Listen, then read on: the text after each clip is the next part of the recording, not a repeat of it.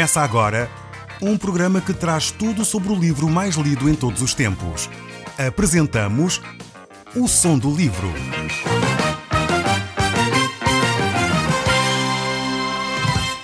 Seja muito bem-vindo. Neste podcast vai encontrar o livro mais conhecido e lido em todo o mundo. Vamos levá-lo numa viagem pela história da humanidade. Este é um audiolivro para si, para a sua família e sociedade em geral. Contextualização e comentários de Paulo Chaveiro. Eu sou o Paulo Chaveiro e nós hoje estamos a olhar para o capítulo 2 do livro de Ezequiel. Nós estamos no Velho Testamento e iremos ver exatamente aquilo que Deus tem para nos dizer através destas profecias do livro de Ezequiel. Nós no último programa estivemos a analisar o capítulo 1, que é um marco importantíssimo para a compreensão destas profecias. Falámos acerca da presença do Deus Todo-Poderoso, de como aquelas profecias ali falam acerca do Deus omnipresente, do Deus omnipotente, do Deus que realmente quer se relacionar com o homem, mas ao mesmo tempo continua a ser quem Ele é. Um Deus poderosíssimo, que não deixou as suas prerrogativas, continua a ser um Deus tremendo. E é às vezes a dificuldade nesta compreensão de quem Deus é, que nos faz ter um relacionamento com um Deus um pouco frouxo, um pouco, enfim, bastante suave, porque não percebemos quem na realidade Deus é. É tremendo ver quando os servos de Deus se relacionam e têm uma percepção mais real da presença de Deus, as suas vidas são transformadas de uma maneira incrível. E este livro aqui de Ezequiel, assim como o livro de Daniel e Apocalipse, são livros que apontam para os lugares celestiais de uma forma muito mais transcendente, revelam a glória de Deus, a glória mais realista possível, ainda que na realidade, como já lemos no último programa, não é possível o olho humano ver o Deus que é Espírito. Então aqui os profetas vão tratar as informações de ordem espiritual e trazê-las para a nossa realidade, trazê-las para a realidade material, ainda que fiquem muito aquém daquilo que a realidade material pode retratar. Então temos que ter sempre esta percepção de que não estamos a falar de realidades materiais, porque estamos a falar sim de realidades espirituais. E ao transportar as realidades espirituais para a realidade material, sempre haverá prejuízo, como é óbvio, não é? Porque se fossem realidades materiais eram fáceis de retratar. Agora, quando são realidades do foro espiritual, transportá-las para uma realidade material, que é o nosso caso, torna-se sempre difícil e há sempre perdas. Mas, no entanto, estes homens que lidaram mais de perto com a presença de Deus, com o vislumbre daquilo que é o trono de Deus, tiveram experiências, muitas delas marcantes, mas ao mesmo tempo, quando se confrontavam com essa realidade, eles ficavam prostrados diante de Deus. É o caso de Isaías, quando ele descreve aquela visão fantástica que ele tem do trono de Deus, em Isaías capítulo 6.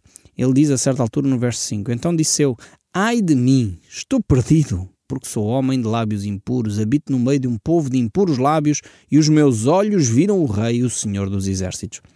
Esta era a atitude de alguém que vê o vislumbra a presença de Deus. Passou-se com Isaías, passou-se com Daniel, passou-se, por exemplo, também com João, porque não foi só no Velho Testamento que os profetas tiveram vislumbres da presença de Deus. Mesmo no Novo Testamento, mesmo aqueles que eram discípulos de Jesus, já tinham convivido de perto com Jesus feito homem e com o Jesus ressurreto, mas ao perceberem quem Jesus era na sua realidade espiritual, caem prostrados diante deles. Diz o apóstolo João, no capítulo 1 do livro do Apocalipse, o verso 17, quando o vi, caí aos seus pés como morto. Veja o impacto que a presença de Deus tem sobre João. E estamos a falar daquele que era o discípulo amado de Jesus. Quando ele percebe quem na realidade Jesus é em termos espirituais, ele cai aos seus pés como morto. Porém, ele pôs sobre mim a sua mão direita, dizendo, não temas, sou eu o primeiro e o último. É um texto que certamente nós, quando lá chegarmos, vamos dedicar tempo suficiente para o analisar, mas é um texto que manifesta toda a grandeza de Deus. E todos os servos de Deus que tiveram este impacto, este encontro com o Deus vivo e verdadeiro, com o Deus Todo-Poderoso, tiveram e passaram por esta experiência. Ficaram quase como mortos diante da presença do Deus Todo-Poderoso. há um desgaste físico, um desgaste psíquico, um desgaste emocional tremendo para quem é confrontado com a santidade de Deus. Ao mesmo tempo, há um enriquecimento espiritual de uma forma tremenda também. É o oposto, o físico se opõe àquilo que é espiritual. Enquanto o físico desfalece diante do Deus que é espírito, o espírito se fortalece na presença de Deus. É de facto algo tremendo, e por isso nós, seres humanos, temos esta dificuldade em lidar com as questões de matéria espiritual, porque nós somos físicos, somos seres físicos, temos corpo, este corpo material que nos aprisiona.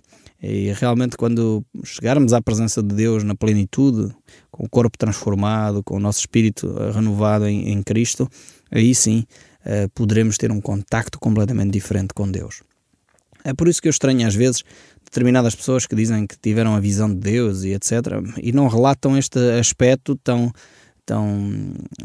profundo como vemos aqui João relatar. Estamos a falar de um discípulo de Jesus, um apóstolo. Portanto, a situação do encontro com o Deus que é Espírito após a vinda de Cristo mantém-se igual, idêntica. Os homens de Deus, não era só no Velho Testamento que não tinham, portanto, Cristo ainda não tinha vindo, alguns poderiam alegar, não, hoje podemos ter um relacionamento diferente com Deus e quando temos visão da presença de Deus já não sofremos este impacto, não, de forma alguma. Este impacto continua sobre nós. Tanto que João experimentou na primeira pessoa e ele caiu como morto aos pés de Cristo. E de facto temos que analisar quando alguém vem com histórias de que viu, teve uma visão acerca de Deus, como é que a pessoa relata. E alguns relatam tocato lá, como se Deus fosse ali, enfim, o amigo da esquina que ele cruzou e tudo mais. Ponhamos dúvidas quando alguém relatar algum fenómeno desse género, tínhamos atenção àquilo que as Escrituras mais uma vez dizem sobre este assunto. Mas voltando aqui ao capítulo 2 do livro de Ezequiel, diz assim o texto bíblico: esta voz me disse, agora Ezequiel vai relatar o que acontece: filho do homem, põe-te em pé e eu falarei contigo. Mais uma vez parece que Ezequiel, após esta visão que ele acabou de narrar, ele fica prostrado diante de Deus. Também mais um exemplo de que a presença de Deus, o vislumbre da presença de Deus, coloca os servos de Deus prostrados, de rastos, deitados na presença de Deus. Não suportamos, de facto, a santidade, aquilo que Deus é na sua totalidade, e por isso Deus tem necessidade de dizer: levanta-te Ezequiel, filho do homem. É uma expressão interessantíssima usada aqui por Deus para com Ezequiel, que é também, não sei se já reparou, a mesma expressão que Jesus Cristo utiliza para si. É uma expressão pouco usada no Velho Testamento, é só Ezequiel e Daniel que a usam, e é interessante também ver que é Ezequiel e Daniel que relatam a vinda de Cristo Jesus no futuro. E este Ezequiel, aparece aqui esta expressão filho do homem cerca de 100 vezes no livro de Ezequiel. O próprio Senhor Jesus Cristo utilizou esta mesma expressão para si próprio mais de 80 vezes, seguramente. E esta expressão aqui, filho do homem, aponta-nos para, de facto, a humanidade, portanto, aponta-nos para a humilhação que Jesus sofreu, aponta-nos para o sofrimento, simboliza a fraqueza humana, mas também ela também aponta para uma vitória, para a vitória que Cristo pode trazer para a nossa vida. Por isso é curioso ver aqui Deus a utilizar esta expressão filho do homem para com Ezequiel. Ezequiel então recebe um trabalho importantíssimo, que é falar ao povo de Israel.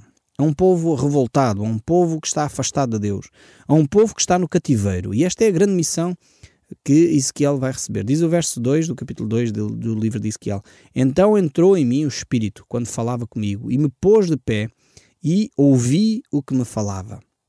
Então me disse: filho do homem, eu te envio aos filhos de Israel, às nações rebeldes que se insurgiram contra mim. Eles, seus pais, prevaricaram contra mim até precisamente ao dia de hoje. Vemos aqui Deus a falar a Ezequiel e a atribuir-lhe uma missão. Deus diz: Ezequiel, tu tens uma tarefa difícil. Eu vou-te conferir a tarefa provavelmente mais difícil que atribuí a algum dos meus profetas. Se, por um lado, Jeremias tinha uma tarefa difícil, nós analisamos há pouco tempo o livro de Jeremias, verificámos que Jeremias teve um discurso que, enfim, deveria levar o povo ao arrependimento, um discurso que, se eles não se arrependessem, haveria castigo. mas ainda estavam na terra de Jerusalém. O povo ainda estava na terra prometida. E o povo poderia dizer, ok, vamos nos animar com esta mensagem de Jeremias e ao mesmo tempo arrepiar caminho, vamos abandonar o pecado que temos e mudar de direção, porque a promessa também é garantida. E ao mesmo tempo tínhamos aqui em Jeremias um profeta com o coração aberto, um profeta que se lamentava, chorava, era solidário com o povo. Por outro lado, agora Deus vai chamar Ezequiel para uma missão quase impossível. De facto, a primeira missão impossível que nós vemos aqui não foi dos filmes que aparecem por aí na televisão, mas foi realmente esta missão que Deus atribuiu a Ezequiel. Era falar a um povo que era rebelde, a alguém que não dá ouvidos mais à mensagem de Deus. E é um povo que agora está no cativeiro, já não está na terra prometida, já não está num lugar onde diz, ok, há esperança. Não, Ezequiel tem uma mensagem difícil para um povo difícil. E realmente era algo tremendo, aquilo que Deus chamou Ezequiel a fazer. E o verso 3, ele diz claramente, Filho do homem, eu te envio aos filhos de Israel, às nações rebeldes. Não é uma nação qualquer. É uma nação que é rebelde, alguém que não aceita aquilo que eu vou dizer, que facilmente vai rejeitar a mensagem que vais proferir. E se insurgirão contra mim. Eles e os seus pais prevaricaram contra mim até precisamente ao dia de hoje. Deus está consciente de que a missão de Ezequiel é uma missão difícil. Mas ao mesmo tempo, esta missão difícil que Deus dá a Ezequiel revela o amor de Deus para com o seu povo. Deus percebendo que o povo é rebelde. Deus percebendo que o povo se tem insurgido contra ele. Deus percebendo que o povo não quer ouvir a sua palavra. Mesmo assim ele diz, Ezequiel, eu quero dar mais uma oportunidade ao meu povo. Eu vejo aqui, de facto, o amor de Deus para com os seus filhos de uma forma tão marcante. É como se um pai que tem vários filhos em casa, eu tenho 3, e cada um tem a sua maneira de ser, cada um tem a sua personalidade. Um é mais afável, eu digo uma coisa mais facilmente aceita, o outro contesta aquilo que eu digo, o outro tenta negociar quando eu faço uma afirmação, e às vezes é difícil negociar com os filhos. E imagina aqueles pais que têm filhos rebeldes, graças a Deus não é o meu caso, mas que têm filhos rebeldes em que o pai dá uma orientação e o filho revolta-se contra o pai, não quer, antes pelo contrário, vai fazer contra aquilo que o pai orientou. E um pai não deixa de amar o seu filho. E aqui, neste contexto em que Ezequiel é inserido, o contexto histórico e cultural, vemos que Deus está a dizer, mesmo assim eu vou dar mais um passo na direção dos meus filhos. É como se você tivesse falado com o seu filho, diz, olha, muda de vida, abandona talvez as drogas, deixa esses vícios, muda de direção, não tenhas esse tipo de comportamentos para com a pessoa, e o filho diz, não quer saber, eu vou mudar de casa, eu vou-me embora, não quer saber mais daquilo que o pai tem para dizer ou a mãe tem para dizer. E saiu de casa, foi-se embora, abandonou as orientações que você disse, e passado um mês ou 2, você, por amor ao seu filho, diz, eu ainda vou falar com ele. Eu ainda vou ter uma conversa com ele. Talvez peda a alguém conhecido, olha, sabes onde é que o meu filho está? Marca um encontro com ele porque eu quero falar com ele. Tenho tanto amor, saudades por ele que eu não posso deixar que ele continue a estragar a sua vida desta forma. E foi exatamente o que Deus fez através de Ezequiel. Ele percebia que a nação era uma nação rebelde. Deus sabia que eles estavam insurgidos contra Deus. Deus sabia que eles não queriam ouvir falar de Deus, mas Deus diz, eu amo tanto este povo que eu ainda vou dar mais uma oportunidade. E diz o verso 4, os filhos são de duro semblante e obstinado coração. Eu te envio a eles e lhe dirás, assim diz o Senhor. Que tremendo amor este de Deus. Eu, de facto, quando olho as Escrituras, alguns dizem, não, a gente olha para o Velho Testamento e vemos ali um Deus rigoroso, um Deus mau, um Deus, enfim, que promove a guerra. Eu, quando olho para as páginas da Bíblia, do Velho Testamento e do Novo, eu vejo o mesmo Deus. Um Deus que não muda, um Deus que continua a amar o seu povo. Veja um povo, sim, um povo rebelde, um povo que não quer ouvir a voz de Deus, um povo que no Velho Testamento recusa todas as tentativas que Deus faz de se aproximar deles. Isso sim eu vejo nas páginas do Antigo Testamento. E vejo alguma diferença nas páginas do Novo, em que há um povo receptivo, um povo que procura em humildade e percebe que sem Cristo nada podemos fazer. Mas nós hoje, cristãos deste século, podemos continuar a cair no mesmo erro. Podemos cair no mesmo erro que o povo de Israel caiu naquela altura e tornar o nosso coração obstinado, ficar com um duro semblante, deixar de ouvir a voz de Deus. E quantos cristãos, ou quantos que se dizem cristãos, continuam a não ser verdadeiramente crentes? Pessoas que confiam na mensagem de Deus, têm o seu coração obstinado, não querem saber mais nada de Deus, não leem as Escrituras, não leem a Bíblia. Talvez você que me está a ouvir, quanto tempo é que você gasta para ler a Bíblia, compreender a vontade de Deus, ver o amor de Deus revelado nas Escrituras? É este amor de Deus que ele transmite ao povo de Israel. Ele diz: eu vou dar mais uma oportunidade através deste meu profeta. Eu vou falar, assim diz o Senhor. Ezequiel aqui não vai ter liberdade de dizer o que lhe apetece. Não. Ezequiel tem que falar, assim diz o Senhor. Esta é a palavra de Deus. Esta é a grande responsabilidade daqueles que ensinam a palavra. Uma pessoa que se propõe a ensinar a Bíblia não pode estar a fazer aquilo que lhe apetece. Não pode dizer aquilo que lhe apetece das Escrituras. Tem que dizer aquilo que Deus manda dizer. E ainda que a voz seja nossa, de facto a palavra tem que ser de Deus. É fundamental que as pessoas ouçam aquilo que é a palavra de Deus.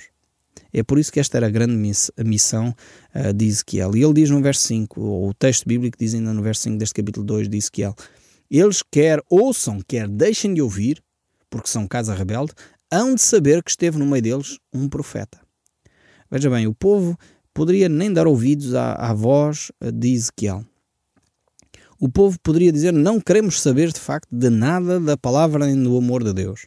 Mas Deus diz: mesmo assim eles vão saber que houve um profeta no meio deles. A presença de Ezequiel seria tão poderosa, o testemunho vivido, o testemunho não verbal seria tão poderoso que eles iriam perceber que ali havia um profeta. Era um homem que tinha uma presença, tinha uma autoridade conferida por Deus. É a mesma coisa quando aconteceu com Jesus Cristo. Ele esteve entre nós e era interessante que as pessoas olhavam para o discurso de Jesus e diziam: mas ele fala com uma autoridade tremenda, não fala como os escribas ou os fariseus. E é esta presença, é o simples facto de estar que marca toda a diferença. E o povo iria se aperceber, não só por causa do discurso, Ezequiel iria falar, como é óbvio, mas não só por causa do discurso, mas acima de tudo por causa da sua presença, o povo saberia que no meio deles teve um profeta. Que tremendo. Eu não sei se consegue viver desta maneira, o Evangelho de tal maneira que não pactua com o pecado, que não pactua com as coisas que ocorrem negativas à sua volta. E o facto de simplesmente você estar, não precisa quase de abrir a boca. As pessoas dizem: ok, eu sei que está aqui o fulano tal, como tal, vamos evitar este tipo de conversas. Como tal, não vamos contar anedotas sujas. Como tal, não vamos fazer isto. Seria bom que as pessoas tivessem este cuidado simplesmente por você estar presente, porque você é um cristão, porque você vive o Evangelho de Jesus Cristo de uma forma íntegra. Eu lembro-me quando estava a cumprir o serviço militar obrigatório, achei curioso, fizemos um jantar no final da primeira parte da recruta, e alguns foram desafiados a dar testemunho, que a importância que os colegas tinham e tudo mais, e alguns disseram: bem, o chaveiro nós nem convidávamos para sair, que era eu, exatamente porque sabíamos que ele não ia connosco para as bebedeiras, sabíamos que ele não ia connosco para as farras, porque já sabemos, ele é cristão, ele não ia pactuar nessas coisas. Eu fiquei admirado por eles, porque de facto nunca me convidaram, nem nunca mencionaram esse facto, e ainda bem, porque eles sabiam qual era a minha postura, eles sabiam que eu não iria aceitar determinados comportamentos que eles tinham. E é esta a vivência cristã. Eles sabiam que havia um servo de Deus no meio deles. Assim como o povo de Israel sabia que havia um profeta no meio do povo. Quer ouçam, quer deixem de ouvir. Talvez eles não ouviram o Evangelho, talvez eles não deram conta daquilo que eu falei muitas vezes, mas mesmo assim eles sabiam que havia um cristão, alguém que se comportava de forma diferente, alguém que tinha Cristo como orientação para a sua vida. Mas prossegue o texto, o verso 6 ainda diz: tu, ó filho do homem, não os temas, nem temas as suas palavras, ainda que sejam sarças e espinhos para contigo, e tu habites com escorpiões. Não temas as suas palavras, nem te assustes com o rosto deles, porque são casa rebelde. Deus vai avisar então Ezequiel que ele tem que ter cuidado com as pessoas à sua volta. E agora vamos fazer um pequeno salto para o capítulo 3, onde vamos ver Deus preparar este profeta então para esta missão tão importante, tão vital. Se por um lado Deus enviou Jeremias ao povo de Israel ainda na terra prometida, agora Deus envia Ezequiel já no cativeiro ao povo de Israel. E o verso 1 aqui do capítulo 3 diz: ainda me disse, filho do homem, come o que achares, come este rolo, vai e fala à casa de Israel. Deus aqui está a dizer a Ezequiel para ele comer o texto bíblico, comer as palavras de Deus. E talvez alguns dizem, mas que radical, mas que ideia mais estranha esta aqui. Realmente é uma ideia recorrente nas Escrituras. Eu não sei se você está consciente disso. Jesus Cristo, quando esteve entre nós, no capítulo 6 do Evangelho de João, ele descreve esta mesma ideia, que eles deveriam comer a sua carne e o seu sangue. E sabe que foi exatamente nesse capítulo 6 do Evangelho de João que isso fez uma viragem no ministério de Jesus, ao ponto de alguns discípulos dizerem, duro discurso é este. E à luz disso abandonaram a Jesus Cristo, porque não compreendiam que Jesus Cristo de facto é a palavra de Deus, é o verbo que se fez carne, é o verbo de Deus que habita entre nós. É esta palavra que tem de passar a ser ações, tem de passar a ser pensamentos, temos que transpirar Cristo, temos que deixar que essas partículas da palavra de Deus sejam dissolvidas no nosso ser, passem à nossa circulação sanguínea, passem a ser a respiração de cada um de nós. E esta ideia aqui também no livro de Ezequiel. Ele deveria comer esta palavra, devia conhecer tão bem a Bíblia que ele, ao andar, ao falar, ao respirar, respirava a palavra de Deus. Vivia esta palavra de Deus. As suas ações eram palavra de Deus. As suas palavras eram palavra de Deus. Os seus pensamentos eram palavra de Deus.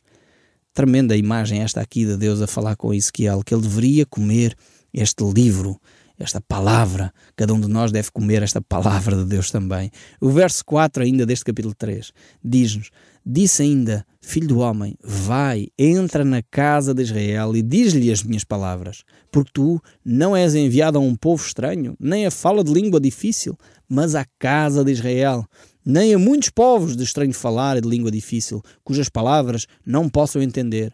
Se eu aos tais te enviasse, certamente te dariam ouvidos, mas a casa de Israel não te dará ouvidos, porque não quer dar ouvidos a mim, pois a toda a casa de Israel é de fronte obstinada e de coração duro. Eis que fiz duro o seu rosto contra o rosto deles e dura a sua fronte contra a sua fronte. Fiz a sua fronte como diamante, mais dura do que as pedreneiras. Não os temas, pois nem te assustes com os seus rostos, porque são casa rebelde. Deus está muito consciente de quem é a casa de Israel. E depois Deus, no final desta reflexão, ainda do capítulo 3, ele diz, filho meu, filho do homem, eu te dei por atalaia sobre a casa de Israel, da minha boca ouvirás a palavra e os avisarás da minha parte. O Som do Livro, uma produção da Rádio Transmundial de Portugal.